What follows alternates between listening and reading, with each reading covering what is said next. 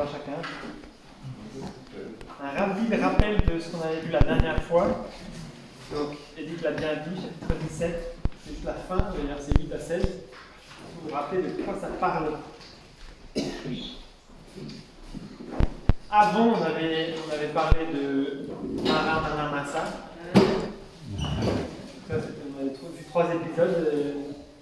Dieu était intervenu pour le peuple d'Israël avec les murmures, les rencontремents du peuple, les ermites de viande, tout ça. Et après ça, il y avait eu les Amalécites, l'ennemi juré du peuple d'Israël.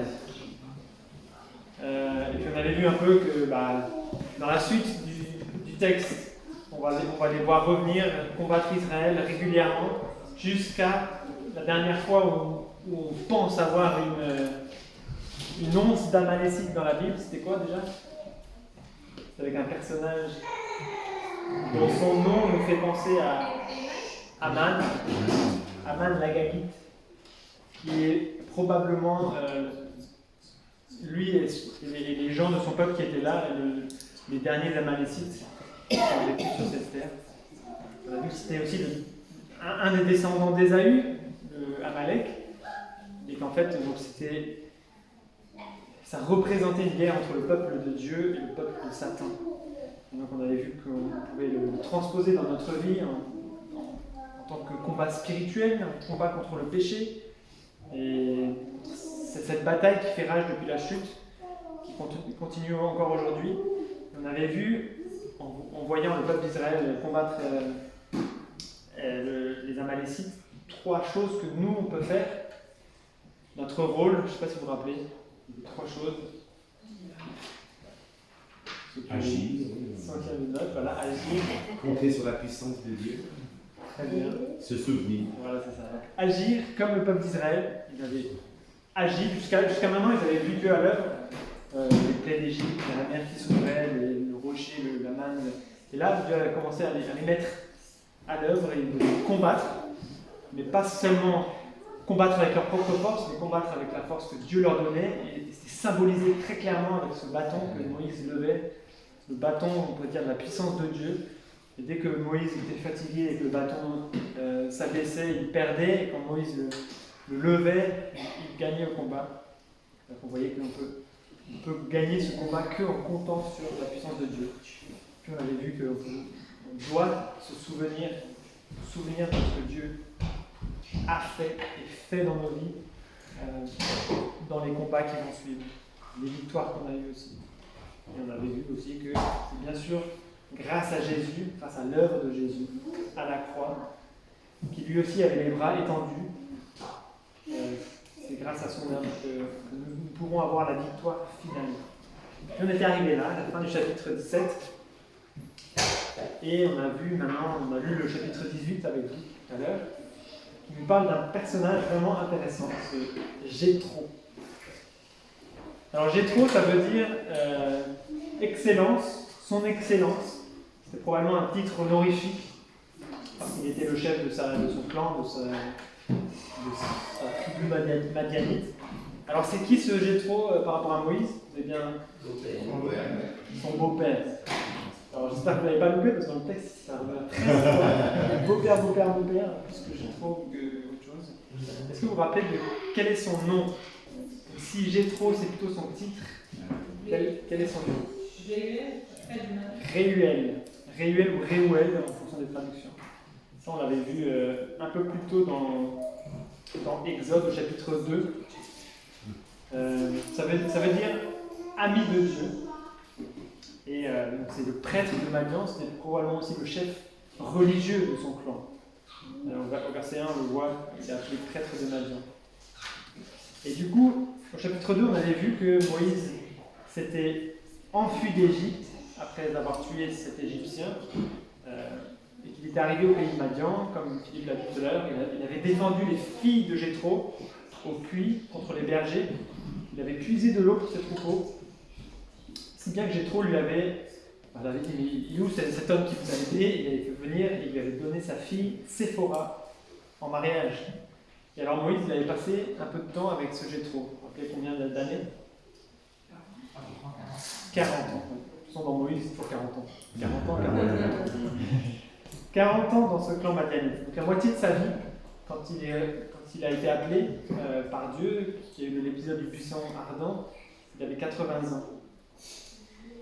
Et voilà que ce même Jéthro, alors que le peuple d'Israël campe au mont Sinaï, ça on le voit,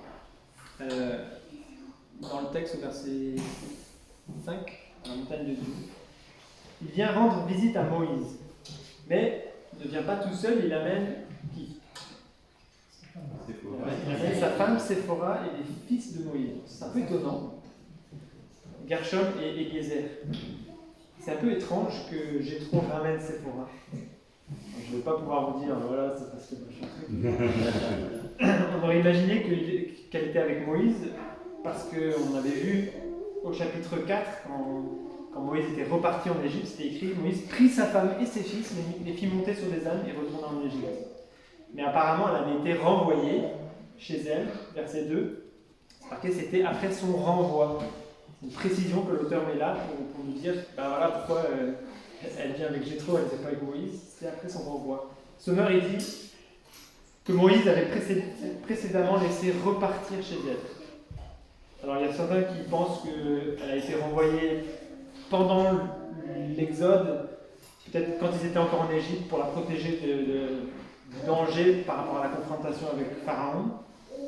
Peut-être c'est ça, peut-être d'autres proposent qu'elle a été renvoyée juste un peu avant, en fait, quand ils sont arrivés dans le Sinaï, chez son père, pour l'informer en fait, de ce qui s'était passé, que le peuple était sorti, et que c'était en fait pour cela que Jéthro était au courant. Au verset 1, c'est dit, Jéthro apprit tout ce que Dieu avait fait en faveur de Moïse et d'Israël, son peuple. Il apprit que l'Éternel avait fait sortir Israël d'Égypte. Alors peut-être que c'est Séphora qui l'a mis au courant. On ne sait pas plus que ça. Mais voilà, c'est le texte qui dit. Une autre chose étrange, c'est qu'il semble y avoir un problème de chronologie. Je ne sais pas si vous avez vu, mais Jéthro vient visiter Moïse à la montagne de Dieu. Verset 5. La montagne de Dieu, c'est très certainement le mont Horeb, le mont Sinaï, là où Moïse a reçu les traces de la loi. Mais au chapitre 17, dans le texte d'avant, là, quand les Amalécites sont venus combattre Israël, ils étaient à Réphidim. Et le mont Réphidim, c'est pas au même endroit que le mont Horeb. Et juste après, au chapitre 19, verset 2, il est dit, partis de Réphidim, ils arrivèrent au Sinaï, au désert du Sinaï, et campèrent dans le désert. Israël campa là, vis-à-vis de la montagne. Verset 3, Moïse monta vers Dieu, et l'Éternel l'appela du haut de la montagne. Et puis on a cette alliance qui va être faite. Et donc, on a l'impression, et je pense que c'est ce qui s'est passé, que l'auteur a intercalé cette histoire de Jéthro à cet endroit-là. Il y a deux autres indices qui semblent indiquer ça, que la visite de Jéthro s'est plutôt passée après l'alliance au mont Sinaï, peut-être juste avant le départ du peuple pour le pays de Canaan. C'est déjà dans le texte d'aujourd'hui, verset 16, c'est dit, Moïse il explique à son beau-père pourquoi il siège là tout seul. Il dit, quand ils ont une affaire, ils viennent vers moi, je juge entre les parties et je fais connaître les prescriptions de Dieu et ses lois. Et là, ces lois, c'est aussi surprenant. Quelles lois? Elles n'ont pas encore été données à Moïse. Donc il fallait qu'il ait déjà ces lois pour qu'à ce moment-là, quand Jéthro l'observe, il soit en train de prescrire les commandements de Dieu et ses lois. Donc il avait déjà les lois. Et un autre indice qui vient tout au début de Deutéronome. Je vais prendre ma Bible.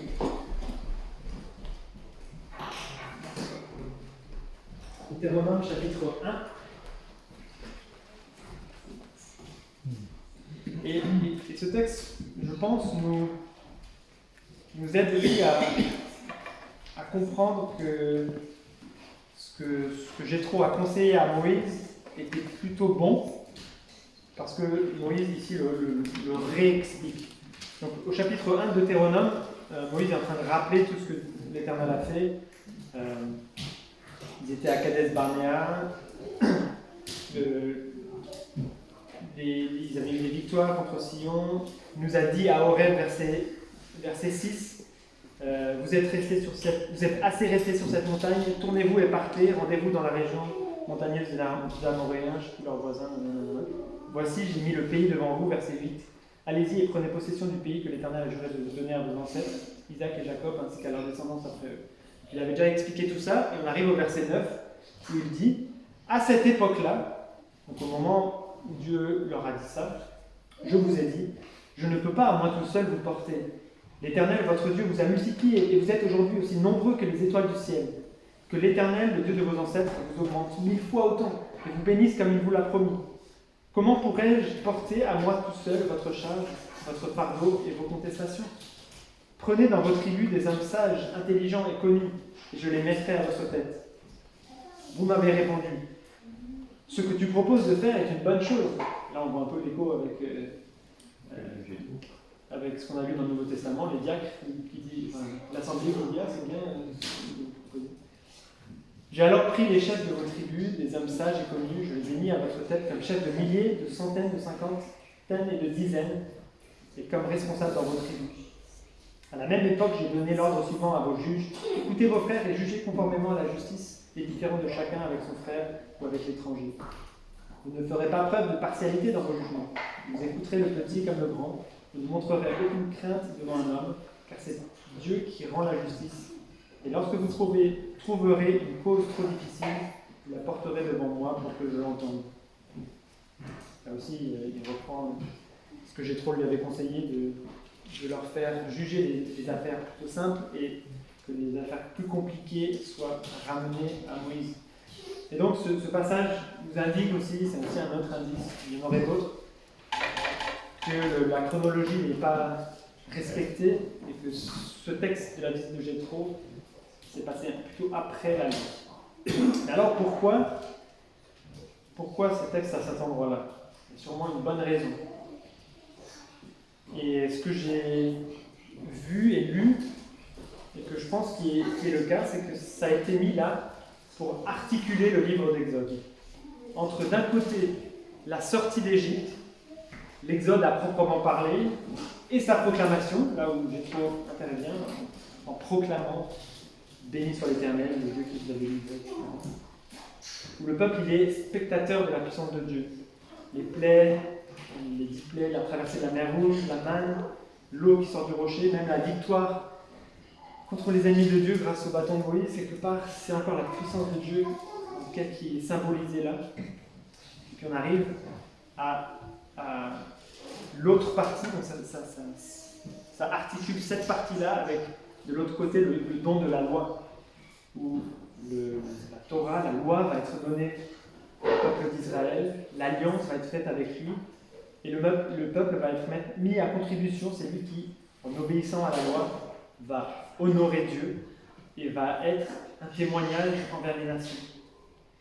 Et donc le chapitre 18 sert à la fois d'épilogue aux 17 premiers chapitres et de prologue à la suite du livre d'Exode. Et ça nous aide à comprendre la signification globale du livre de l'Exode. On pourrait dire en l'éclairant de deux façons dans notre connaissance de Yahweh. La première partie, ça serait plutôt on connaît Dieu, on connaît l'Éternel à travers l'Exode et sa proclamation. Et la deuxième partie, on connaît Dieu, on connaît l'Éternel à travers la connaissance de Dieu trouvée dans sa loi, dans la Torah.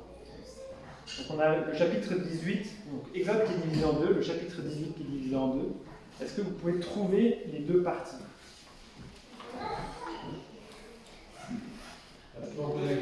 Est-ce que vous pourriez trouver les deux parties du chapitre 18? Quelle est la première partie qui se rattache plutôt à la première partie d'Exode et la deuxième partie qui se rattache plutôt à la deuxième partie d'Exode?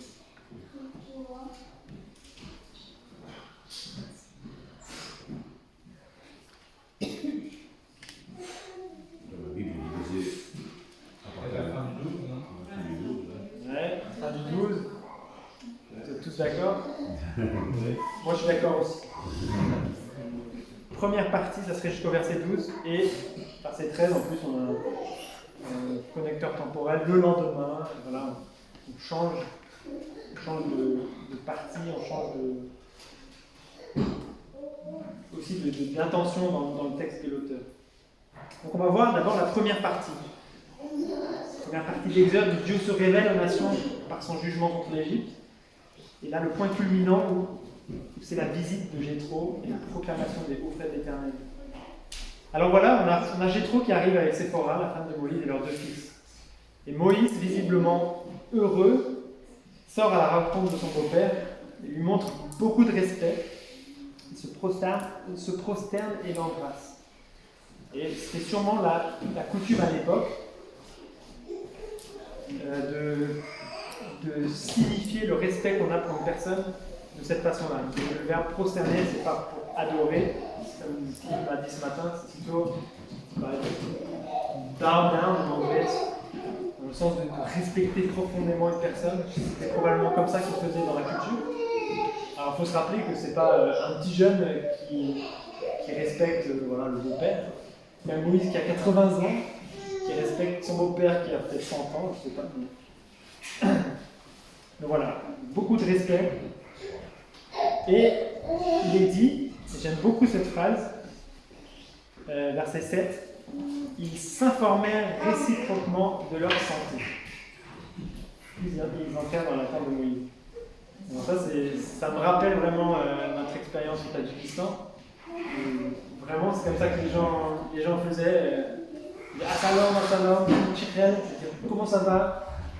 Salam Akiatam Chikrel, ça veut dire la santé ça va? Oh, il attend Chikrel. Et à chaque fois, la famille ça va, les enfants ça va. Et chacun demandait toi ça va et machin. C'est comme dans ils sont Cléopâtre, Imhotep, la famille ça va, Imhotep. Moi je trouve que c'est une belle fenêtre dans la culture de l'époque. Ils s'informèrent réciproquement de leur santé. Et du coup, après, au verset 8, on a Moïse. Moïse raconta à son beau-père tout ce que l'Éternel avait fait au Pharaon et à l'Égypte à cause d'Israël, toutes les difficultés qu'ils avaient rencontrées en chemin et la façon dont l'Éternel les avait délivrés. Et on a ici exactement ce que Dieu avait dit qui s'accomplit. Est-ce que vous vous rappelez que Dieu avait dit que son nom allait être proclamé sur toute la terre quelques chapitres auparavant dans l'Exode? C'était au milieu d'une plaie, la plaie de la grêle, la première plaie où ça a commencé à devenir un peu plus sévère. Vous vous rappelez, c'était divisé en trois séries de 3 plaies, et ensuite la dernière plaie. Là, c'est la 3e série. C'est la première plaie où il y aura des morts, et des gens qui vont mourir. C'est des animaux. Et donc, Dieu avait dit au verset 14 de Exode 9, il avait dit à Pharaon, « En effet, cette fois, je vais envoyer tous mes fléaux contre ton cœur, contre tes serviteurs et contre ton peuple, afin que tu saches qu'il n'y a personne qui soit pareil à moi sur toute la terre. Si j'étais intervenu pour te frapper de la peste, toi et ton peuple, tu aurais disparu de la terre. Mais voilà pourquoi je t'ai suscité, c'est pour te montrer ma puissance et afin que mon nom soit proclamé sur toute la terre. » Et là, le verbe proclamer, c'est exactement dans le texte original le même que le verbe raconta. Quand il est dit au verset 8, Moïse raconta à son beau-père. Donc c'est Moïse proclama à son beau-père tout ce que l'Éternel avait fait. Et voilà que le nom de l'Éternel et ses hauts faits sont proclamés aux nations. Parce qu'en effet, Jéthro, en tant que Madianite, représente ici les nations, représente toute la terre. En tout cas, c'est le début, c'est les prémices. Et il y en a un peu partout dans l'Ancien Testament. Prémices de l'inclusion des nations dans le plan de rédemption de Dieu et dans le peuple de Dieu. Dans l'Ancien Testament, on suit Israël, et c'est vraiment ce peuple qui est le peuple de Dieu, mais régulièrement, on a des étrangers, des membres des nations qui rejoignent le peuple de Dieu. Même dans la généalogie de Jésus, on a plusieurs, dont Rahab et Ruth. Et donc on voit ici que contrairement à l'accueil qu'ont fait les Amalécites, sont venus attaquer Israël, Jéthro, le Madianite, accueille avec joie l'Éternel, le Dieu de son beau-fils. On le voit ici, verset 9. Jéthro se réjouit de tout le bien que l'Éternel avait fait à Israël en le délivrant de la main des Égyptiens.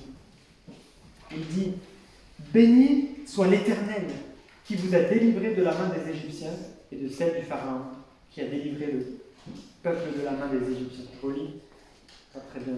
Béni soit l'Éternel qui vous a délivré de la main des Égyptiens et de celle du Pharaon et qui a délivré le peuple de la main des Égyptiens. Je reconnais maintenant que l'Éternel est plus grand que tous les dieux, puisque l'arrogance des Égyptiens est retombée sur eux. C'est pareil dans le texte de Exode 9, Dieu avait dit, afin que tu saches qu'il n'y a personne qui soit pareil à moi sur toute la terre. Et là, il reconnaît maintenant que l'Éternel est plus grand que tous les dieux. Et donc, c'est un peu l'apogée, le point culminant de cette première partie. Ce sont des versets magnifiques. Ça fait un peu écho aux paroles d'autres étrangers, comme celle de Naaman, par exemple, en 2 Rois 5, verset 15, qui dit « Je reconnais qu'il n'y a aucun Dieu sur toute la terre, sauf en Israël. » Il y en a d'autres, je vais les mettre ici. En fait, non seulement Moïse proclame ce que l'Éternel a fait, mais Jéthro, qui représente les nations, le reconnaît aussi et le proclame aussi. En effet, quand Jéthro dit « Je reconnais maintenant que l'Éternel est plus grand que tous les dieux », c'est le même mot, reconnaît, c'est le même mot qui apparaît à plein d'autres endroits dans l'Exode. Dieu avait dit que le monde saura, tout le monde saura qu'il est l'Éternel, à cause de l'Exode, à cause de la sortie du peuple, à cause de la délivrance du peuple. Par exemple, chapitre 6, verset 7, il avait dit aux Israélites « Je vous prendrai pour que vous soyez mon peuple, je serai votre Dieu, et vous saurez, le même mot que je reconnais, vous saurez que c'est moi, l'Éternel, votre Dieu, qui vous libère des travaux dont vous parlez des Égyptiens. » Dans Exode 8, verset 6, c'est pareil, c'est Moïse qui parle à Pharaon. Cela se passera comme cela, afin que tu saches, même vous, qu'il n'y a personne qui soit pareil à l'Éternel, notre Dieu. Et donc Dieu a sauvé Israël d'Égypte, afin que son nom soit proclamé parmi les nations. Et son nom est maintenant proclamé parmi les nations. C'est vraiment l'accomplissement. Et la réponse de Jéthro contraste à 100% avec celle des peuples des autres nations. Dans Exode 15, versets 14 à 15, on avait vu que, en apprenant la nouvelle et l'approche du peuple de Dieu, les peuples tremblaient, ils étaient épouvantés, ils perdaient courage, alors que Jéthro, quant à lui, se réjouit de tout le bien que l'Éternel avait fait à Israël, qui avait délivré des Égyptiens. Et à présent que le nom de Dieu est connu parmi les nations, qu'est-ce qui va se passer? Quelles conséquences va-t-il y avoir? Alors on continue, le dernier verset de cette partie. Jéthro, le beau-père de Moïse, offrit à Dieu un holocauste et des sacrifices. Aaron et tous les anciens d'Israël vinrent participer à ce repas avec le beau-père de Moïse en présence de Dieu. Là, juif, on pourrait dire juif et non juif, comme dans Éphésiens 2. Les nations sont réunies pour un sacrifice, pour prendre un repas en présence de Dieu. Alors ne passons pas trop vite sur ce moment-là. Je pense qu'on touche au point culminant de l'Exode, même si c'est un peu bizarre que ça soit écrit que ce Jéthro qui offre le sacrifice. Certains disent que c'est peut-être lui qui a apporté le sacrifice. On ne parle pas en détail là-dessus. Mais en tout cas, je sens que ce n'est pas quelque chose de mal qui a été fait là. Et donc on touche au point culminant de l'Exode. Jusqu'à présent, on avait vu plein de choses extraordinaires. On avait vu une personne marcher sur une personne, un puissant qui n'arrêtait pas de briller, des plaies spectaculaires avec du sang, des grenouilles, des mouches, de la grêle et encore d'autres choses. On avait vu la mort de tous les premiers-nés égyptiens. On a vu des colonnes de nuée et de feu qui reliaient la terre au ciel. On a vu une mer se séparer en deux pour laisser apparaître un chemin entre deux murailles d'eau. On avait vu la manne tomber du ciel, de l'eau sortir d'un rocher. Et voilà que tout ce récit spectaculaire s'achève par un banquet. Un festin en présence de Dieu. C'est ce qui est écrit à la toute fin du verset 12. En présence de Dieu. On en reverra d'ailleurs, un banquet un peu plus tard, au chapitre 24, qui sera aussi très intéressant. Mais là, c'est un festin auquel les nations sont conviées. C'est le point culminant parce que c'est ce moment-là qui va rester. Les péripéties, les choses extraordinaires qui se sont passées, qui sont venues, et voilà, c'est passé, mais elles ne resteront que dans la mémoire. Alors que ce festin, la présence de Dieu, va durer. L'Exode préfigure un exode plus grand encore. Il prépare à un acte encore plus grand de délivrance. La délivrance du péché et de la mort. Par la mort et la résurrection du Fils de Dieu. Alors cet exode grandiose culminera avec un banquet grandiose. Un festin éternel. Des personnes de toutes les nations, et nous en sommes une petite représentation, les personnes de toutes les nations seront réunies par le sang de Christ pour manger en présence de Dieu. Et ce moment de partage durera éternellement. Je trouve ça magnifique. Et ce moment particulier, qui reflète un peu ce point culminant de l'Exode, nous le revivons à chaque fois que nous prenons un repas en commun en tant que membres de l'Église, en attendant le festin éternel. Alors tout à l'heure, on va prendre le repas du Seigneur ensemble. Et lorsque nous partagerons le pain et le raisin, nos différences seront effacées quelque part par l'œuvre rédemptrice de Christ. Nous sommes unis en Christ. Et ce qui nous divisait laisse place à la diversité. Et il y a un verset dans 1 Corinthiens 10 qui parle de cela. Malgré notre grand nombre, nous ne formons qu'un seul corps, puisque nous partageons entre tous ce pain unique. Alors tout à l'heure, quand on prendra le repas du Seigneur, je vous invite et je nous invite à nous souvenir de Jéthro, de Moïse et du peuple d'Israël qui ont mangé ensemble, un peu comme une prémisse de ce festin éternel qui aura lieu entre juifs et non-juifs, qui auront été rassemblés. Alors on s'en rappellera tout à l'heure. Maintenant, on arrive à la deuxième partie de ce texte qui commence au verset 13. Et on va voir que Jéthro et son conseil va préparer la venue de la loi en instaurant un cadre judiciaire. Alors le lendemain, Jéthro va se mettre à observer Moïse, à le questionner et à le conseiller. C'est vraiment intéressant ce texte parce que je crois que j'ai l'impression qu'on a autant à apprendre du contenu, le conseil en lui-même, que de la façon dont il est donné et reçu. Alors qu'est-ce qui se passe dans l'histoire? On va regarder d'abord le contenu. Jéthro observe Moïse qui est assis toute la journée, du matin jusqu'au soir, pour juger le peuple. Et Jéthro, probablement, après une journée d'observation, lui demande qu'est-ce qu'il fait, pourquoi il juge tout seul du matin jusqu'au soir. Et Moïse lui répond que le peuple vient le consulter Dieu, et donc il doit juger entre les parties, arbitrer dans d'autres versions, et faire connaître les prescriptions de Dieu et ses lois. Et alors là, Jéthro lui répond assez cachement, on pourrait dire, tout ce que tu fais n'est pas bien. Et il lui donne plusieurs raisons. Il dit qu'il va s'épuiser lui-même, tu vas t'épuiser toi-même, tu vas épuiser ce peuple qui est avec toi. Et il dit aussi que la tâche est trop lourde pour toi, tu ne vas pas pouvoir la mener à bien tout seul. En gros, tu vas pas seulement t'épuiser, mais le peuple sera frustré et le travail sera mal fait. C'est trop pour toi, mon cher mon fils. Et alors Jéthro lui donne son conseil. Il lui conseille à lui, Moïse, de continuer à être le représentant du peuple auprès de Dieu. On voit un peu le parallèle avec ce que les apôtres ont fait en nommant des diacres. Les apôtres devaient continuer à prier et à s'occuper du mystère de la parole. Et puis continuer à leur enseigner ce que Dieu t'a communiqué, il dit, Jéthro à Moïse. Les prescriptions et les lois, fais-leur connaître le chemin qu'ils doivent suivre et ce qu'ils doivent faire.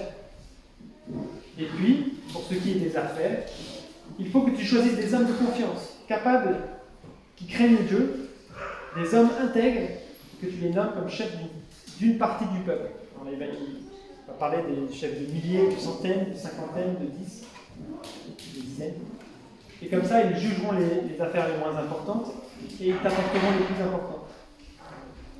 Et donc, dans le texte qu'on a lu tout à l'heure, dans le Nouveau Testament, on a, je trouve, un parallèle assez frappant qui reprend un peu cette idée-là.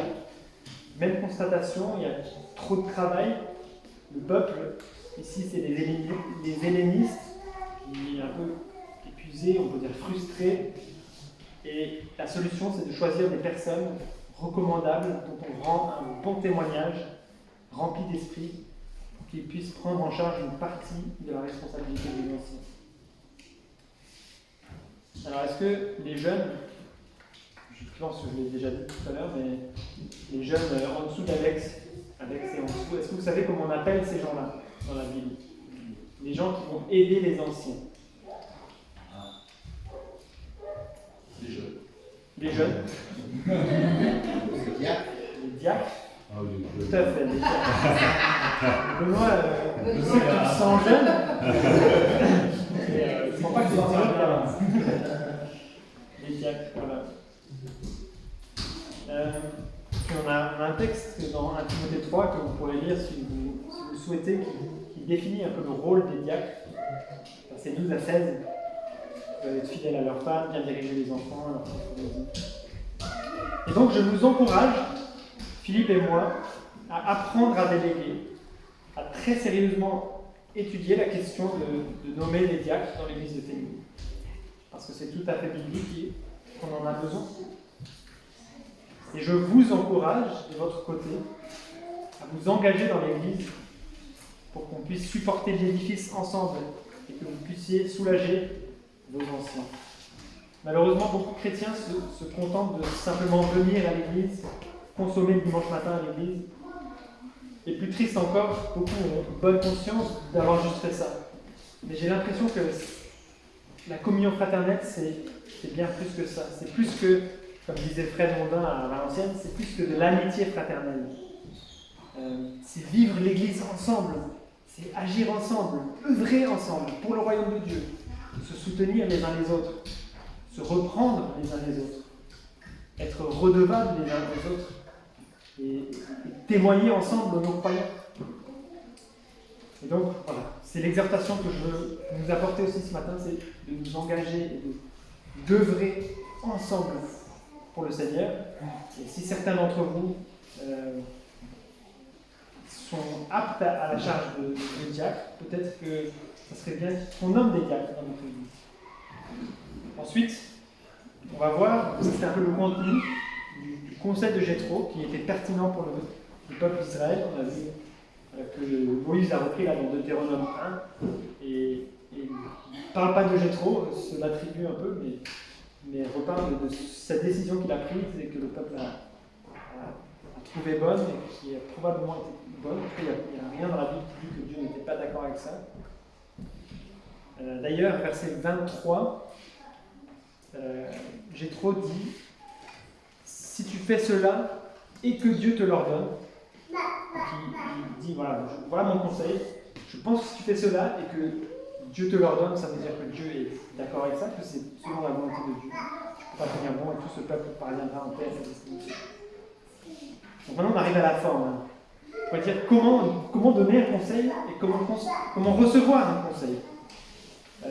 D'abord, peut-être comment donner un conseil, on va regarder un peu qu'est-ce qu'on peut tirer de ce que Jéthro a fait. Jéthro connaissait Moïse très bien. On a vu qu'ils avaient vécu ensemble depuis 40 ans. Et je pense que nous aussi, on a besoin de bien connaître les uns et les autres pour pouvoir donner des conseils pertinents. Et donc, c'est une exhortation que je nous donne, c'est d'apprendre à se connaître.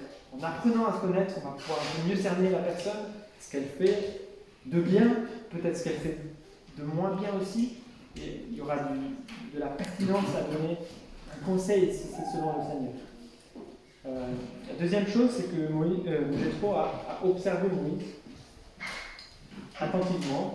il a regardé un peu ce que Moïse faisait pendant cette journée.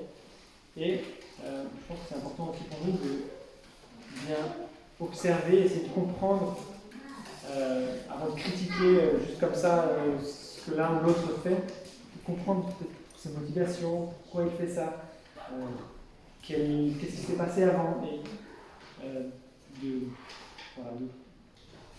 construire un conseil rempli de sagesse avec ce qu'on connaît sur la personne et ce qu'on connaît sur la situation. Et puis, troisième chose, je trouve il est assez franc et direct. Alors, est-ce que c'est pas aussi bien d'être franc et direct? Alors voilà, je vais prendre des pincettes sur ce que je dis, il faut beaucoup de sagesse. Mais je pense que c'est bon de pouvoir dire les choses.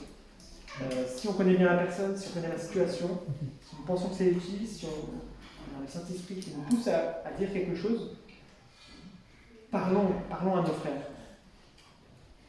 Il y a un passage qui parle de comment réagir par rapport au péché dans Matthieu 18 qui est assez clair, je peux vous le relire, même si ce n'est pas que par rapport au péché qu'on peut donner des conseils. Si ton frère a péché contre toi, va et reprends-le seul à seul. S'il t'écoute, tu as gagné ton frère.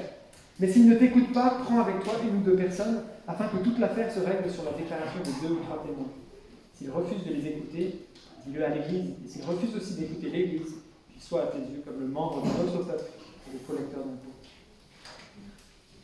Donc là, il s'agit de péché. Et d'autres fois, comme dans le cas de Jétro, on peut avoir un conseil à donner. Alors, ayons le courage, lorsque le Saint-Esprit nous met à cœur, on connaît notre frère, notre sœur et la situation, de dire les choses. Je pense qu'on devrait dans l'Église être capable de se conseiller les uns les autres, de se reprendre les uns les autres avec amour.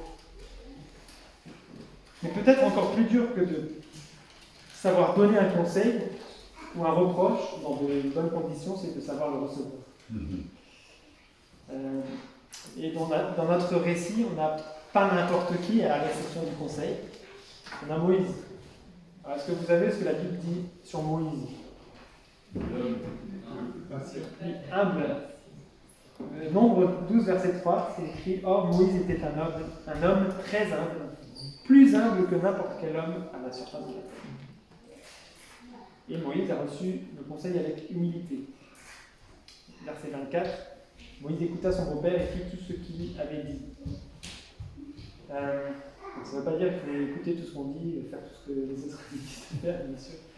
Mais je crois que nous avons besoin d'être humbles pour écouter ce qu'on a à nous dire et l'évaluer.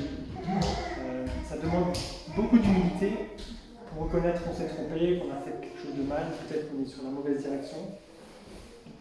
Alors, ça demande déjà beaucoup d'humilité d'écouter le reproche, le conseil de quelqu'un. Et je crois que plus on est en position de responsabilité, plus c'est dur. Alors je vous demande de mettre à l'épreuve notre humilité, à nous dire si vous voyez quelque chose qui ne va pas, quelque chose qui pourrait être amélioré, corrigé dans notre service pour l'Église, ou dans tout autre domaine. Dans le monde d'aujourd'hui, individualiste au possible, libertarien, fondeux, personne n'a rien le droit de dire sur notre vie privée. C'est ma vie, c'est ce que je veux. Et même dans l'Église, c'est parfois le discours qu'on entend. Mais est-ce que ça devrait être le cas? Est-ce qu'on n'est pas redevables les uns aux autres de ce qu'on fait ou on ne fait pas? Est-ce que notre frère ne devrait pas avoir droit de regard sur notre vie puisque nous faisons partie du même corps à la gloire de Dieu et que nous devrions être pas interdépendants? Alors bien sûr, on peut se tromper quand on prodigue un conseil, quand on donne une critique, mais ayons l'humilité d'écouter, avec patience et respect, d'évaluer sincèrement ensuite ce qui nous a été dit. Ça a probablement demandé du courage à la personne de venir nous voir, alors sachons la remercier. Et puis, vérifions que ce qu'on nous dit, c'est en accord avec Dieu et avec la Bible, bien sûr. Jétro a dit au verset 23, si tu fais cela et que Dieu te l'ordonne, tu pourras tenir bon ce peuple pas. Et tout ce peuple parviendra en paix à sa destination. C'est bien sûr clé dans notre façon d'appliquer un conseil. Il faut vérifier que c'est conforme à la parole. Si vous n'êtes pas sûr, parce qu'il y a certains domaines peut-être que la parole n'est pas super claire, partagez-le avec un frère ou avec une sœur de confiance, plus mature que vous, qui vous aidera, qui vous conseillera sur la manière de prendre en compte le conseil qui vous a été donné. Donc voilà, je conclue. Il y a plusieurs choses à retenir du texte qu'on a vu aujourd'hui. D'abord, sur la première partie, on peut vraiment se réjouir, comme Jéthro, de tout le bien que l'Éternel a fait à son peuple. Au peuple d'Israël et à son peuple issu de toutes les nations, réunis en Christ. Et nous sommes ce peuple. Et à chaque fois que nous partageons le pain et le vin, ou une agape, nous pouvons, comme Jéthro et Moïse, festoyer en présence de Dieu, en nous réjouissant d'avance pour le banquet grandiose et éternel auquel nous participerons bientôt. De se réjouir, de pouvoir manger ensemble. Et puis dans la deuxième partie, Jéthro nous rappelle l'importance de déléguer, en particulier dans l'Église, comme les apôtres l'ont fait. Philippe et moi, nous sommes encouragés à réfléchir, à déléguer, à nommer des diacres. Et vous, vous êtes encouragés à vous engager pour l'Église, à proposer votre aide. Dans Éphésiens 2, 21, il y a un verset qui dit « En lui, tout l'édifice, bien coordonné, s'élève pour être le temple saint dans le Seigneur. » Je pense que c'est vraiment ensemble qu'on peut vivre une Église qui honore Dieu, qui grandit, qui est belle aux yeux de Dieu, qui témoigne, qui rayonne dans les alentours. Et puis, dernière chose, dans notre vie communautaire, la fait dire apprenons à donner des conseils avec sagesse et à les recevoir avec humilité. Je vais encore prier. Seigneur Jésus, merci pour ce texte d'aujourd'hui, cette visite de Jéthro à Moïse qui nous rappelle ton plan de rédemption pour le monde entier. Combien de fois tu as dit dans le début d'Exode que ton nom serait proclamé par toutes les nations, que tout le monde saura que tu es l'Éternel à cause de ce que tu as fait. Et ce que tu as fait dans l'Exode, c'est magnifique. C'était un sujet de réjouissance pour Jéthro, pour Moïse et pour les anciens d'Israël à ce moment-là, quand ils ont festoyé ensemble. Pour nous, c'est aussi un sujet de réjouissance. Nous en avons un encore plus grand, c'est celui de la mort et de la résurrection de ton Fils Jésus. Et Seigneur, nous voulons nous réjouir ensemble pour cela.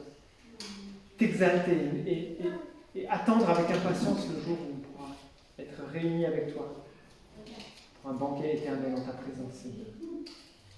Seigneur, aide-nous dans notre Église à nous aider les uns les autres, à nous engager, à être à l'écoute de ce que les uns et les autres nous disent. Seigneur, on a besoin d'être aiguillés parfois, on s'éloigne de toi, ou on s'égare dans des voies qui ne sont pas bonnes. Seigneur, je te demande de donner à chacun de la sagesse pour donner des conseils qui soient justes et selon toi, selon ta volonté. Donner à chacun l'humilité pour les recevoir, pour les écouter, pour les évaluer, pour les mettre en pratique si c'est ta volonté, Seigneur. Merci parce que tu nous conduis. Je te prie de bénir cette Église, Seigneur. Nous bénis.